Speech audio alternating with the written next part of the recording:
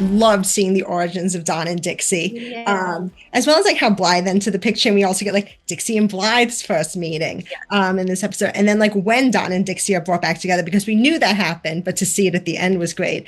The casting was great for the flashbacks also.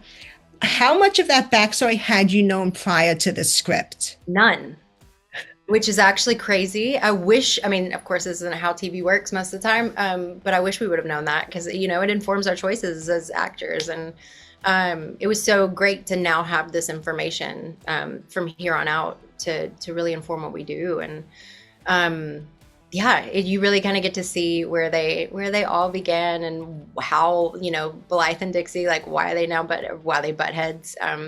There's many reasons, but that's where it started.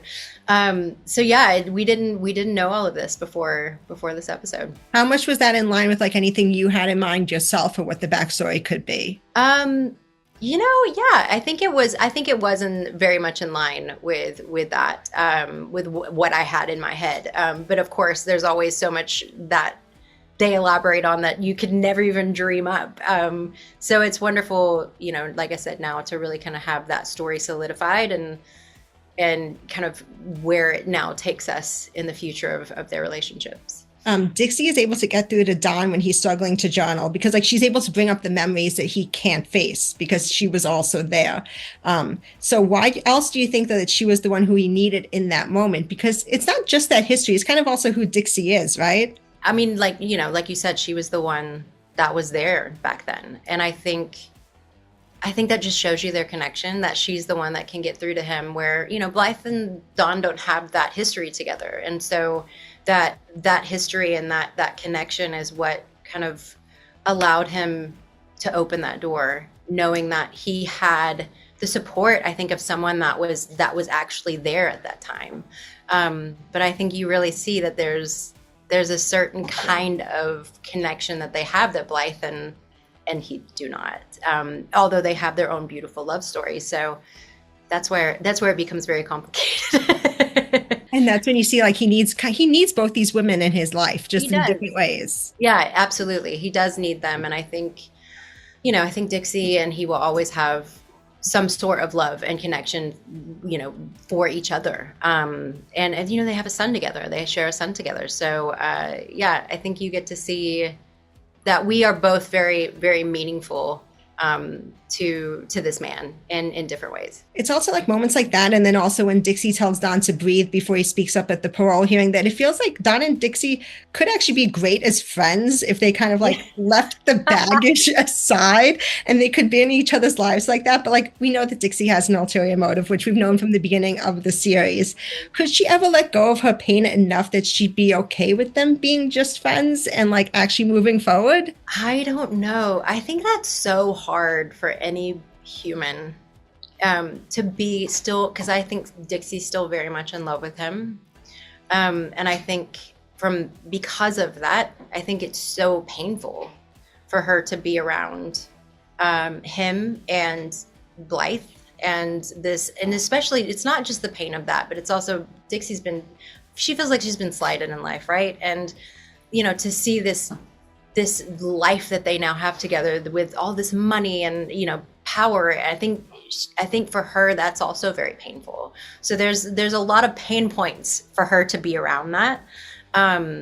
So I don't know. We'll see as it continues, but I know Dixie has it in her. I mean, I think the great thing about the character that I love the complexity of her is ultimately I think she has a great heart. And I think through this flashback with Noah, who plays the younger version of me, I think she did it so well where you really get to see the heart of Dixie before the manipulation set in, to me, that manipulation is really a survival mechanism. And that's how she's learned how to survive as a single mom and in this crazy town that just eats you alive. And so I think you get to see the heart of her before that survival mechanism set in. And that's all still there.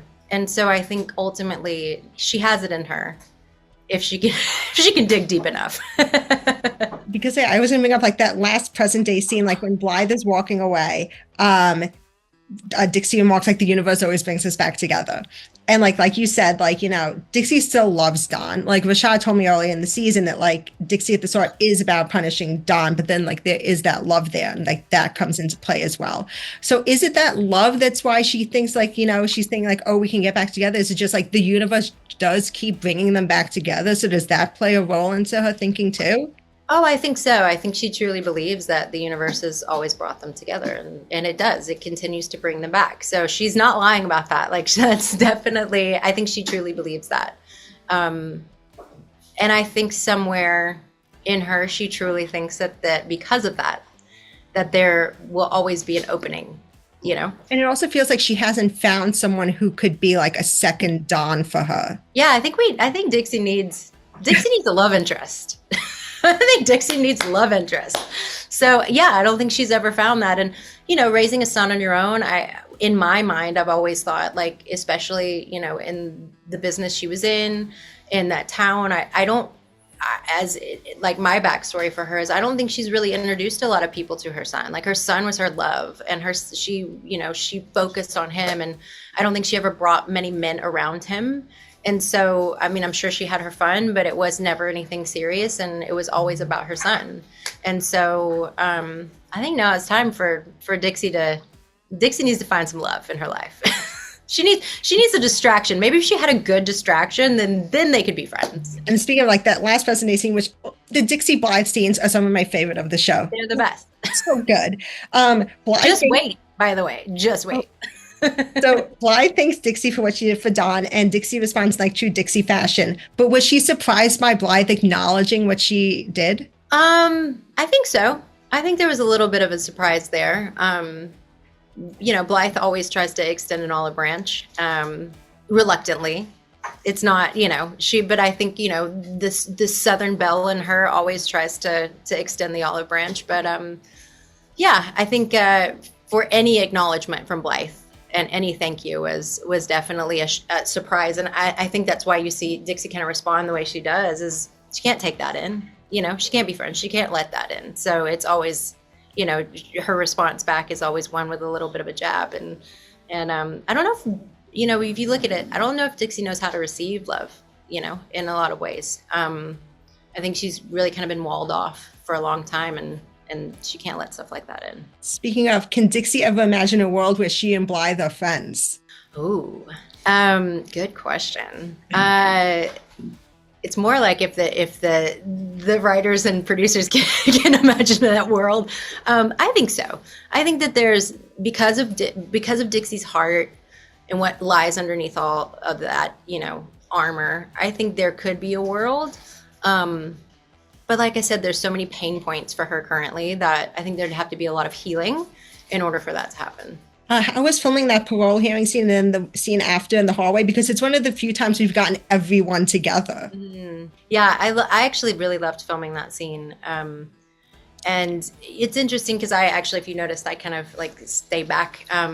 Because if you think about it, like, I think that was traumatizing for her too, to like have to relive that experience. So, you know, where everybody else was like super happy for him, and so was I, but I think there was also so much pain that was brought up for her. I mean, you see me crying in that scene, and that was actually very real, because I was very moved by, you just listen to what he was saying and know the story. Like, I was so moved by Chris in that scene. So, yeah, I think there's a lot of pain for her, you know, that comes up having to relive that. I need more of Dixie and Cammie together, because just seeing them in a scene together, I'm just like, I want scenes of those two talking. I know. We actually don't have a lot of scenes together at all.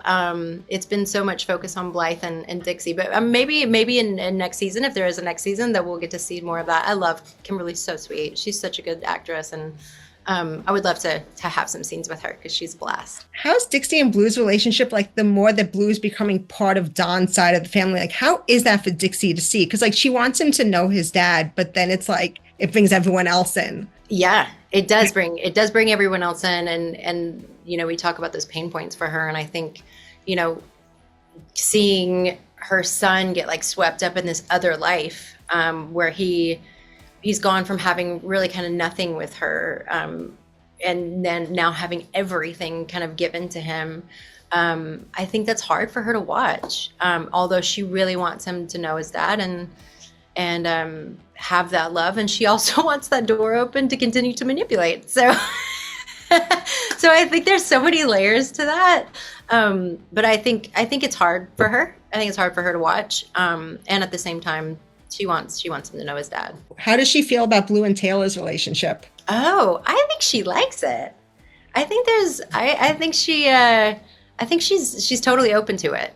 But at the same time, those moms that have been, that's their son. Like, Taylor better watch out, because you do not want Dixie coming at you. And I think she knows that. I think she's very aware of that. And she probably also likes another songwriter. It is. I think they definitely have that connection through music, and that's such a beautiful thing, I think, for her to have that kind of connection with whomever he's dating. So yeah, we'll see if that lasts. We'll see if Dixie gets involved, because I'm sure she will. When Dixie approaches Dawn, she says she had her last pre-op with her vocal surgeon. How does she feel with that surgery upon her? Because it's what she's wanted, it's what she's been waiting for. But then it's like, this surgery happens, it goes well. She kind of has to let go of that anger that's also been driving her. Yeah, I think there's a relief in that. I mean, as a vocalist, I know that there's a lot of relief in that. So yeah, I think that there's, I think she kind of felt like a victim. I think there's a lot of that victim kind of mentality in her, and yeah, there's a lot of that she has to let go of now. But I think, as you will see, she really kind of comes back into her own and feels like, her voice to her is her power, right? So I think she kind of feels like she gets her power back in a lot of ways. So what can you tease about the upcoming surgery and recovery, and when we'll see you singing then on screen again? Yes. Actually, you will see me singing very soon on screen. So yeah, she we actually don't see the whole surgery process, but through the story that she's now had her surgery and she's got her voice back, and yeah, you get to see me sing pretty soon in the next few episodes. One of your songs, a cover of someone else's? It's covers, yeah. I can't say too much about it because it'll give it away, but yes, covers. Are we going to see her leaning on anyone, like in the aftermath of her surgery? No, not really. You do see her start to lean on someone and kind of open up, but it's not a good thing. You start to see her unravel from this from being so vulnerable, and that's when things get really bad. So next week is like the crossover with 911. What can you preview about Buck and Eddie's visit to Nashville and any Dixie involvement? Oh yeah, Dixie's definitely involved. Come on now.